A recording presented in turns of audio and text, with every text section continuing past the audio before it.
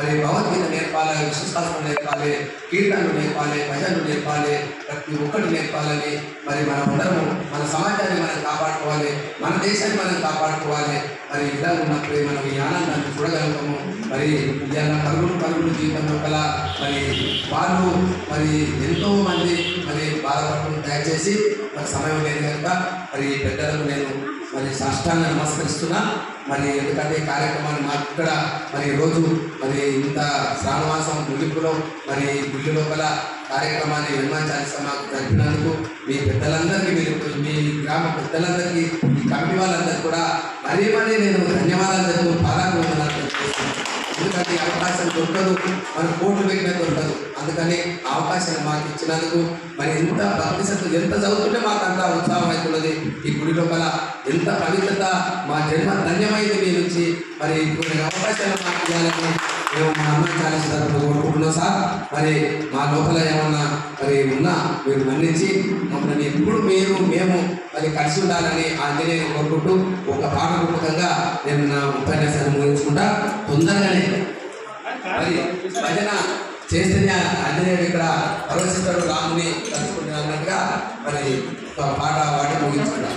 జయ రామచంద్ర మహారాజుకి జై, పవన సుత హనుమానికి మైక్ పట్టుకోరు, మైక్